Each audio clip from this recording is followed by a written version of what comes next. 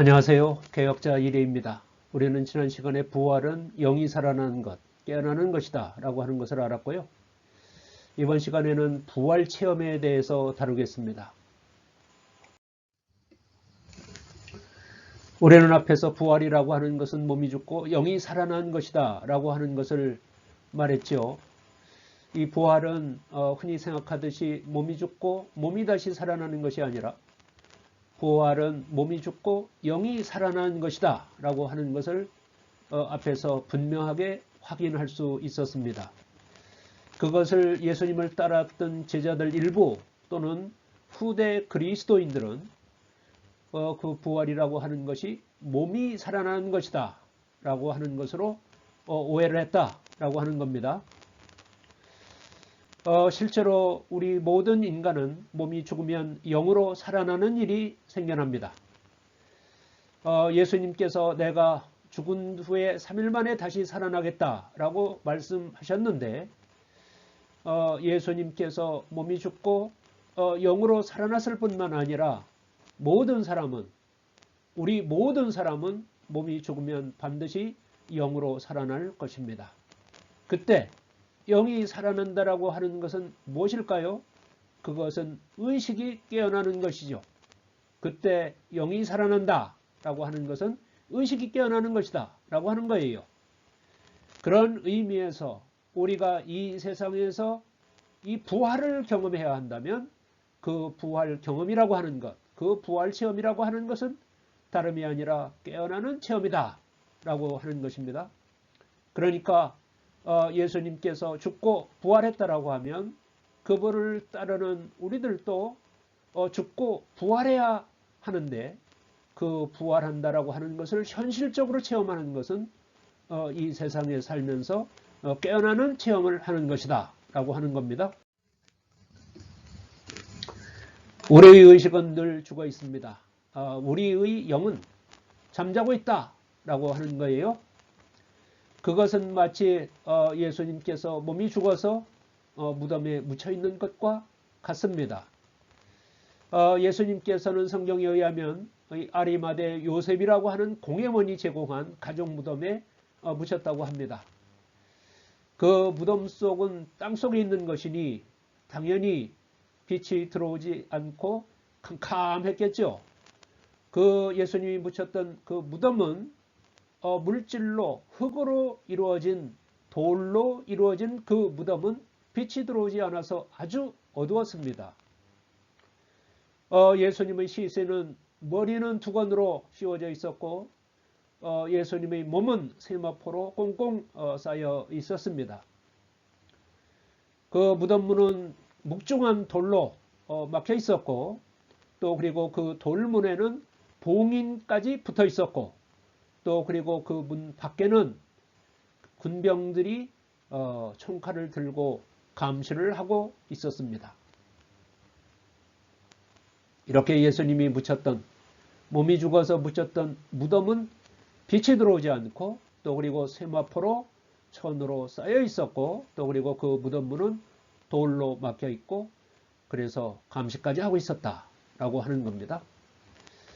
이렇듯이 예수님께서 몸이 죽어서 무덤에 묻혀 있는 그 현상이 이제 그런 것이라고 하면 우리의 의식도 그렇게 죽어 있다라고 하는 것이죠. 우리의 의식 역시 깨어있지 못하고 죽어 있다라고 하는 거예요. 예수님의 무덤에 빛이 들어오지 않아서 캄캄하게 어두웠듯이 우리의 의식에는 그 알아차림이 생기지 않아서 알아차림 비치지 않습니까? 그 알아차림이 들어오지 않아서 아주 무지하고 어리석습니다. 우리 삶은 그렇습니다. 우리 의식은 그렇게 늘 잠자고 있고 죽어 있어서 어리석다, 무지하다라고 하는 거예요. 그리고 우리 생각과 행동은 무의식의 지배를 받습니다. 우리의 생각과 우리의 행동은 의식 없이 무의식적으로 생각하고 무의식적으로 행동한다 라고 하는 겁니다. 그것이 우리들의 의식이 잠들어 있는 현상인 것이죠. 또 그리고 우리들의 의식은 깨어나지 못하도록 단단하게 막혀 있고 또 거기 봉인되어 있고 깨어나지 못하도록 감시까지 하고 있다라고 하는 겁니다. 우리 의식은 이렇게 깨어나지 못하도록 이렇게 단단하게 막혀 있는 상태로 살아가고 있다라고 하는 겁니다. 이렇게 우리 의식은 살아있지 못하고 죽어 있고 깨어있지 못하고 잠자고 있다라고 하는 겁니다. 그러나 우리 모두는 죽은 후에는 반드시 깨어나게 될 것입니다. 예수님께서 죽고 3일 만에 부활하신다고 말씀하셨듯이 우리 인간 모두는 이 몸이 죽은 후에는 반드시 영으로 깨어나는 일이 발생합니다. 모든 사람은 그렇습니다. 예수뿐만이 아니라 모든 사람은 그렇습니다. 그러기에 결국 우리가 몸이 죽은 후에 영으로 깨어날 거라면 그때 죽어서 우리가 그렇게 깨어날 거라면 지금 살아있을 때 우리가 깨어나야 되지 않겠습니까? 우리가 죽어서 반드시 깨어날 건데 그거 죽어서 깨어나기 전에 살아있을 때 깨어나면 삶을 깨어서 살 수 있지 않겠습니까? 그렇게 죽기 전에 깨어나면 죽은 후에 반드시 깨어나서 우리는 모든 것을 알게 될 텐데 그때 내 살아있을 때의 삶이 잘못되었구나 라고 하는 것을 확연히 알고 그때 후회하지 않겠습니까? 그렇게 후회해서 고통스러운 현상 그것이 어디에 있다고 얘기하는 거예요? 죽기 전에 깨어나야 이렇게 죽기 전에 깨어나야 죽어서 이 몸이 사라진 상태에는 영만 남기 때문에 영이라고 하는 것이 속성이 알아차림이고 그 영만 남은 육체의 방해를 받지 않고 영만 남아서 모든 것을 환하게 있는 상태에서는 자기의 삶에 대해서 모든 이치에 대해서 환하게 알게 되기 때문에 그때와는 말을 할 수 없이 후회하게 된다라고 하는 것이죠. 그러니까 죽기 전에 깨어나면 죽어서 후회하지 않을 수 있다. 지금 여기서 깨어나야 영생을 얻을 수 있습니다. 우리가 죽은 후에는 반드시 깨어날 텐데 죽기 전에 여기서 깨어나면 무엇을 얻을 수 있냐? 무엇을 유업으로 얻을 수 있냐? 영생을 유업으로 얻을 수 있다라고 하는 거예요. 빌립보서 90장에는 이런 말씀이 나옵니다. 자신들이 먼저 죽고 나서 부활할 것이라고 말하는 자들은 틀렸다. 만일 그들이 살아있는 동안 먼저 부활을 경험하지 못하면 그들은 죽어서 어떤 것도 받지 못할 것이다. 자신이 먼저 죽고 나서 부활할 것이라고 말하는 자들은 틀렸다는 거예요. 우리는 몸이 먼저 죽고 나서 부활하잖아요. 근데 그게 왜 틀렸습니까? 이 몸이 죽고 나서 부활할 것이라고 말하는 것은 뭐냐면 현상적으로 물질적으로만 말하는 것이죠. 우리 몸이 죽고 나면 부활할 것이다 라고 하는 거예요. 그러나 그것을 영적으로 보면 이 부활이라고 하는 것은 깨어나는 것이고 그렇기 때문에 먼저 깨어나야만 부활할 수 있다 라고 하는 말로 생각할 수 있지 않겠습니까? 그래서 만일 그들이 살아있는 동안 먼저 부활을 경험하지 못하면 이 부활이라고 하는 것이 무슨 경험이라고요? 깨어나는 경험이다. 깨어나는 체험이다. 라고 한다면 우리가 먼저 이 세상에서 깨어나는 체험을 해야만 우리들이 죽었을 때에서 그 영생이라고 하는 것을 받지 않겠습니까? 우리가 이 세상을 살아가면서 깨어나는 체험을 통해서 나의 본성이 영이다 라고 하는 것을 깨달은 자만이 그 내 자신이 영이기 때문에 이 영이라고 하는 것은 영원히 죽지 않는 생명이기 때문에 영원한 생명을 얻게 되는 것 아니에요? 그러니까 먼저 부활을 경험해야 이 세상에서 깨어나는 경험을 해야만 죽은 후에 영생이라고 하는 것을 유업으로 받을 수 있게 되는 것이죠. 이 부활이라고 하는 것이 몸이 죽고 영이 살아나는 것이라고 했는데 그런 의미에서 부활은 먼저 몸이 죽어야 경험할 수 있습니다. 먼저 죽는 것은 물질 몸이 죽는 것이죠.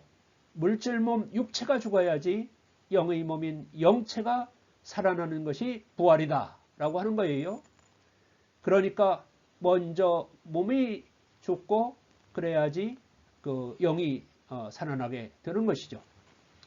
여기서 몸의 목숨이라고 하는 것이 죽어야지 영의 목숨으로 살아날 수 있다고 했는데, 이 몸의 목숨이라고 하는 것은 물리적으로 물질적으로 보면은 육체를 말하는 것이고, 그러나 그 육체가 이 세상을 살아가면서 그것을 만든 의식이라고 하는 측면에서 보자면 그것은 에고인 것이죠. 그러니까 몸이 먼저 죽어야지 영의 몸이 살아난다고 하면 몸의 목숨인 이 에고가 먼저 죽어야지 진짜 생명인 나가 살아난다. 영의 생명이 살아난다 라고 하는 것으로 볼 수 있는 것 아니겠습니까? 그래서 예수님께서는 나는 이 세상에 죽으러 왔다고 말씀하셨죠. 예수님께서 죽은 나사로를 살리러 갔을 때 예수님의 제자 중에 한 사람인 도마는 우리도 죽으러 가자고 얘기하지 않았습니까? 죽어야지 살아날 수 있는 거니까요. 요한복음 12장 24절에서부터 25절 사이에 보면 내가 진정으로 진정으로 너에게 말한다. 밀알 하나가 땅에 떨어져서 죽지 않으면 한 알 그대로 있고 죽으면 열매를 많이 맺는다. 자기 목숨을 사랑하는 사람은 잃을 것이요 이 세상에서 자기 목숨을 미워하는 사람은 영생에 이르도록 그 목숨을 보존할 것이다. 그 말씀하셨죠. 여러분, 밀알 하나가 땅에 떨어져서 죽어야지 새싹이 나고 그래서 많은 열매를 맺게 되는 것 아니겠습니까? 여기서 죽는 것은 뭡니까? 몸의 목숨이죠. 몸의 목숨이 죽어야지 영의 목숨, 영의 생명으로 살아나지 않겠습니까? 이렇게 예수님께서는 이 밀알 하나가 땅에 떨어져서 죽어야 된다라고 하는 것을 통해서 몸의 생명이 죽어야지 영의 생명이 살아난다라고 하는 것을 말씀하셨죠. 자기 목숨을 사랑하는 사람은 잃을 것이다. 자기 목숨, 몸의 목숨, 에고를 사랑하는 사람은 잃을 것인데 참 생명을 잃을 것이다. 영의 생명을 잃을 것이다. 이 세상에서 자기 목숨을 미워하는 사람은 자기 목숨, 육체, 몸의 육체가 만든 의식, 에고를 미워하는 사람은 영생에 이르게 될 것이고 그 목숨을 보존할 것이다. 영의 목숨, 영생을 보존할 것이다. 고 예수님께서 말씀하셨죠. 예수님께서는 몸이 죽고 부활하셨습니다. 예수님께서 몸이 십자가 위에서 죽고 부활하시는 것을 통해서 예수님께서는 죽어야 산다. 죽으면 반드시 살아난다라고 하는 것을 깨우치기 위해서 십자가에서 죽고 3일 만에 부활하신 것이죠.